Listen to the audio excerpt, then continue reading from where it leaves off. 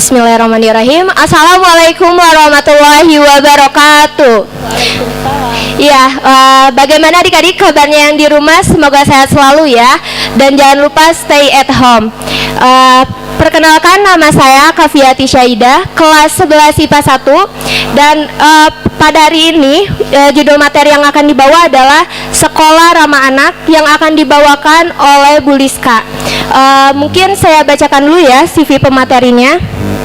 Nama Liska Lestiani, SPSI, pendidikan S1 UIN Sunan Gunung Jati, Bandung, psikoterapi, lahir Garut 31 Oktober 1979, alamat Jalan Cigending Ujung Berung, nomor HP 082115582516, organisasi Aisyah Cinangka.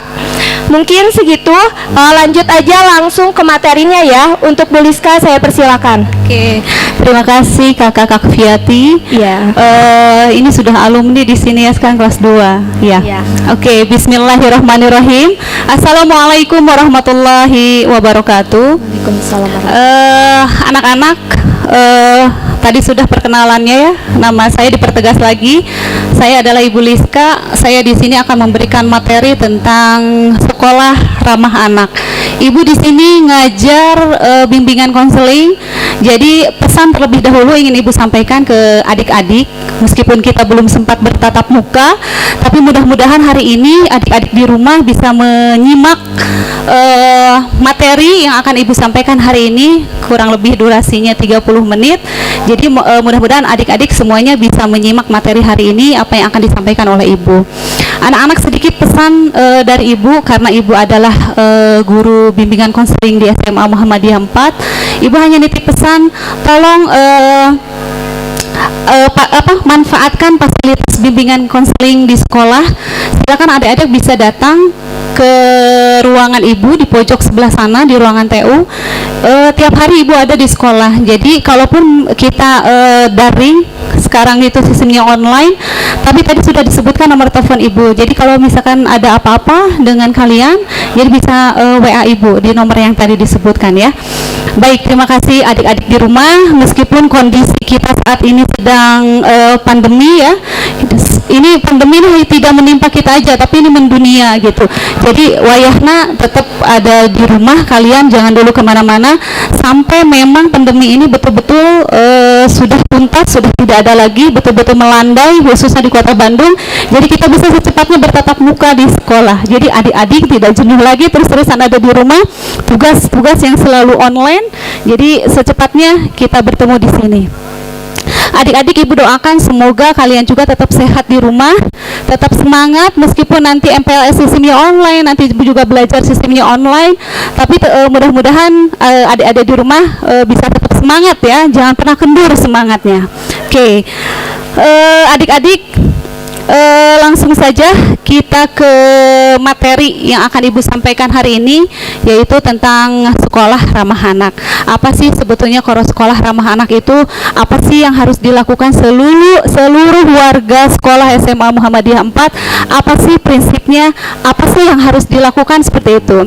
Mungkin ada teman-teman adik-adik di rumah yang sudah tahu apa sih sekolah ramah anak ini, karena memang ini sudah diperkenalkan itu sekian tahun yang lalu. Jadi adik-adik pasti sudah tahu materi di SMP-nya mungkin dulu gitu ya. Baik, sebetulnya definisi dari sekolah ramah anak itu adalah satuan pendidikan formal, non formal, dan informal yang aman, bersih, sehat, peduli, dan berbudaya lingkungan hidup. Mungkin sebagian adik-adik yang sudah daftar ke sini dulu bersama orang tuanya, secara fisik bangunan mungkin sudah terlihat gitu ya. Kita terdiri dari beberapa kelas, beberapa kantin, kemudian sekolah juga dalam keadaan bersih. Memang harus selalu bersih karena sekolah kita adalah sekolah adiwiyata, dan salah satu syarat sekolah sekolah ramah anak itu adalah salah satunya adalah sekolah Adiwiyata. Sekolah Adiwiyata itu adalah sekolah yang bersih dan ramah lingkungan. Mungkin dulu adik-adik yang pernah datang ke sekolah itu melihat kondisi fisik sekolah kita memang dalam keadaan bersih dan selalu seperti ini. Dan selalu diingatkan juga dulu ke kakak-kakak kelasnya juga untuk selalu membuang sampah pada tempatnya. Karena di setiap kelas, di setiap sudut itu pasti ada tempat sampah. Harus dalam kondisi bersih, sehat dan aman. Aman dari gangguan, sehat dari semua kondisi termasuk hari ini saat pandemi. Adik-adik pasti datang ke sini itu pasti di tensi dulu, kita sediakan hand sanitizer dan lain-lain. Semuanya harus tetap dari protokol kesehatan, ya. Terus yang selanjutnya adalah sekolah ramah anak itu adalah sekolah yang mampu menjamin, memenuhi, menghargai hak anak dan perlindungan anak dari kekerasan, diskriminasi dan perlakuan salah lainnya. Nah, sekolah ramah anak itu harus jauh-jauh, tidak boleh ada diskriminasi apapun, tidak boleh ada pembedaan apapun. Semua siswa, semua warga yang ada di sekolah ini adalah sama. Tidak ada orang kaya, tidak ada orang miskin, tidak ada warna kulitnya hitam, tidak ada warnanya kulit putih. Semua harus sama. Tidak ada pembedaan. Oh, si ini mah misalkan dari kelas apa? Oh, ini masih akan dari kelas ini. Semuanya harus sama. Tidak boleh dibeda-bedakan. Tidak boleh ada diskriminasi. Yang selanjutnya adalah mendukung partisipasi anak, terutama dalam perencanaan kebijakan pembelajaran, pengawasan dan mekanisme pengaduan. Kami sekolah SMA Muhammadiyah 4 sangat menghargai kreativitas anak. Apapun misalkan yang menjadi keinginan kalian, kalau misalkan itu di organisasi itu pasti kita dukung, asal programnya itu tepat sesuai dengan arahan yang diberikan oleh sekolah. Kami selalu akan mendukung. Salah satunya adalah ketika misalkan si anak punya prestasi poli di luar sana dengan peringkat yang luar biasa, misalkan sekolah akan mendukung kegiatan sekolah. Banyak izinnya, ya memang itulah kegiatan di sekolah. Memang itu anak itu prestasinya memang di bidang voli. Tidak boleh ada, oh jangan tidak boleh latihan atau apapun, tidak boleh. Karena si anak ini masuk ke sini misalkan dengan jalur prestasi. Kami tidak akan menghambat, kami tidak akan mempersulit si anak itu kalau memang prestasinya di bidang voli atau apapun itu.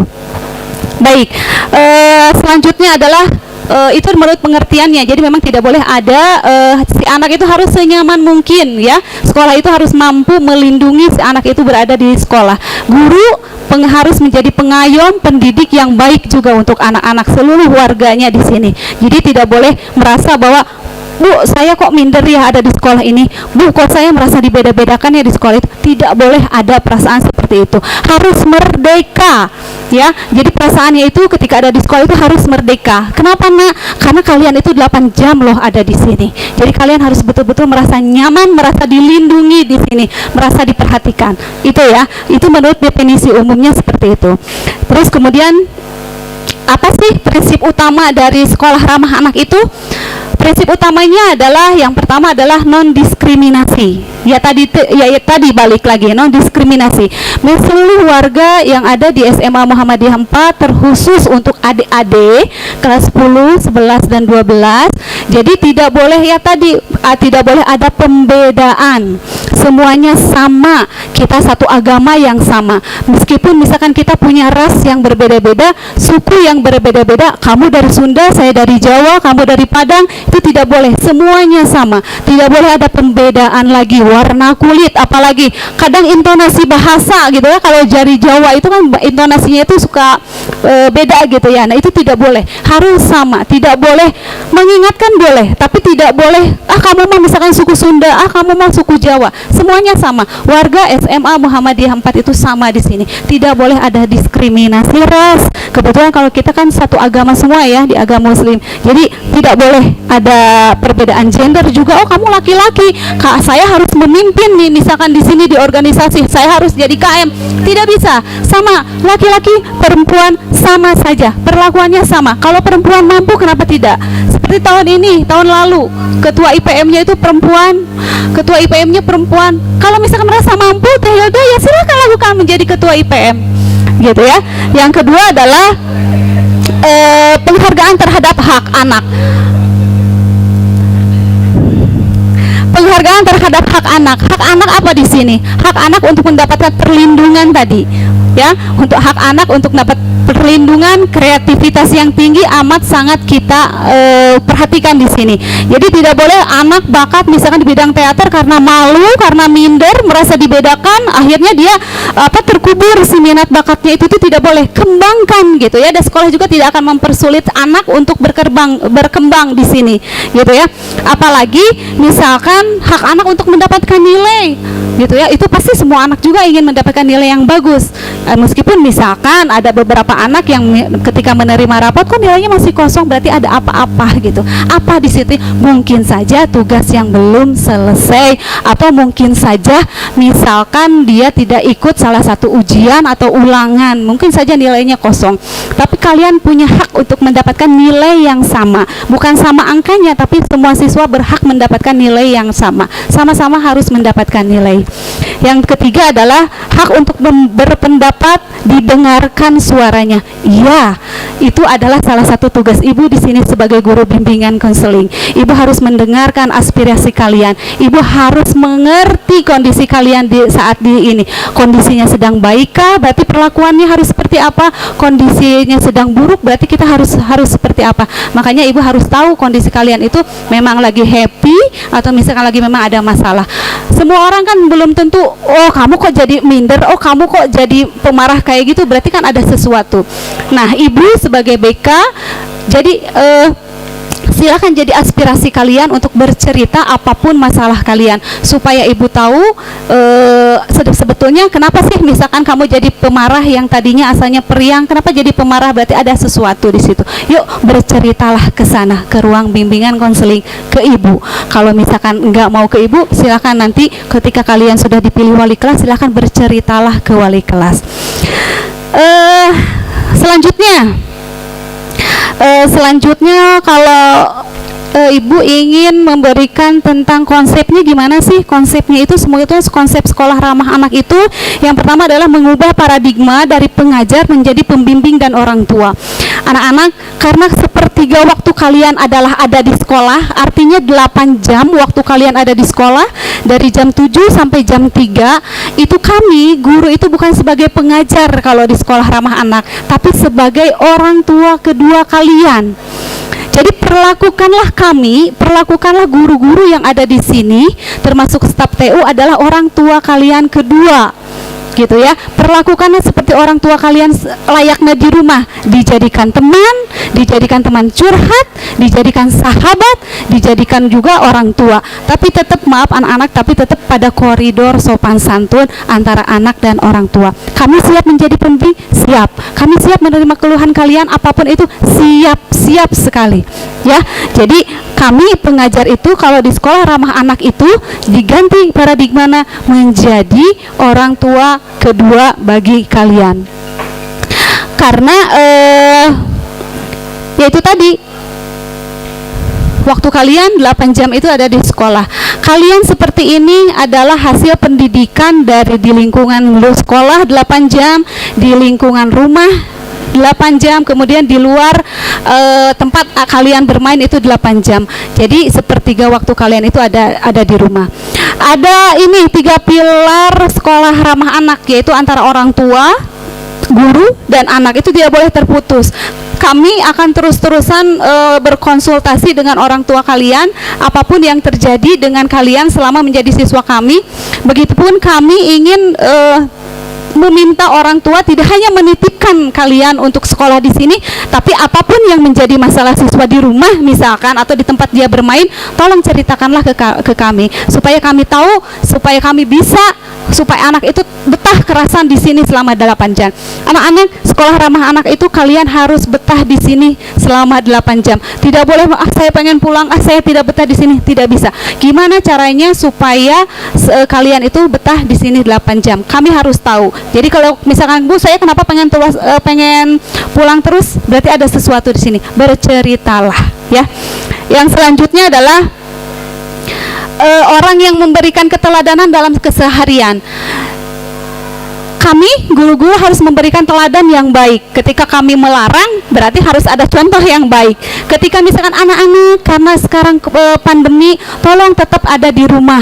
Berarti kami pun harus memberikan contoh yang baik. Kami tetap ada di rumah, belajar tetap ada di rumah, gitu ya. Meskipun kami sesekali seperti ibu hari ini harus keluar karena memang tugas, ya. Kecuali memang ada tugas, tapi tetap harus memakai masker, harus memakai hand sanitizer, gitu ya. Kemudian kami dicek dulu suhunya di berapa. Wayahna di suhu 38 tidak bisa masuk ke area sekolah, ya. Bukan tidak boleh, karena memang kita sama-sama menjaga kesehatan, ya.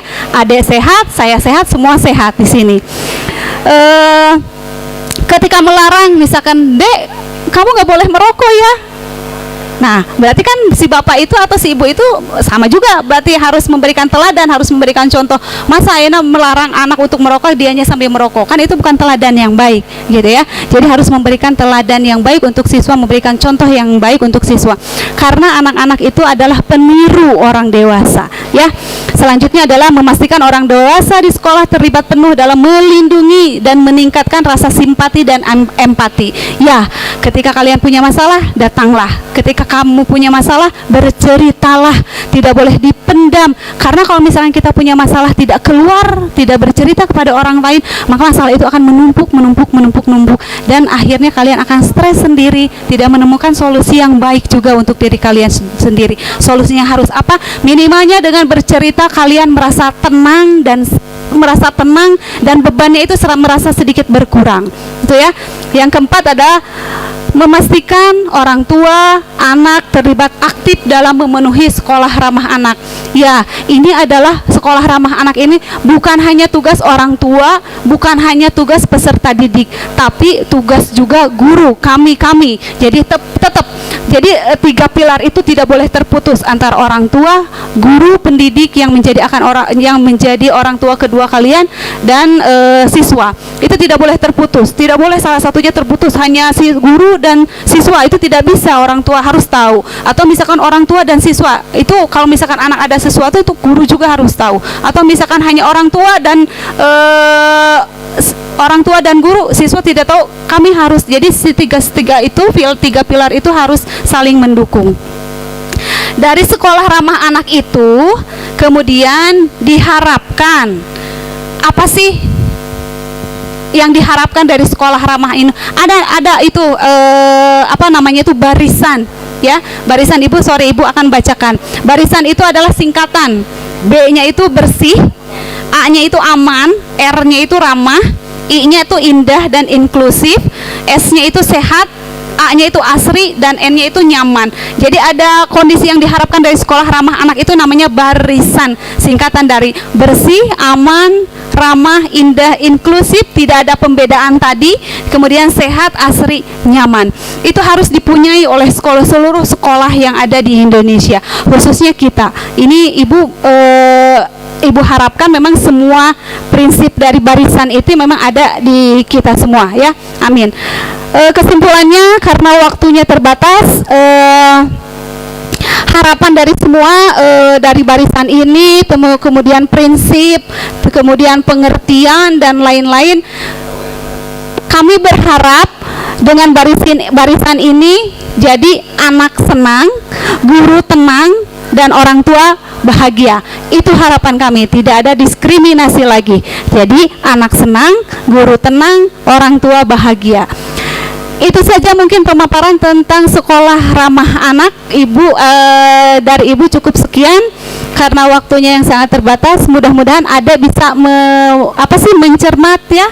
Jadi pembahasan hari ini intinya sekolah ramah anak itu non diskriminasi kepentingan. Jadi harus hanya sama-sama nyaman, harus merasa aman, harus merasa sehat.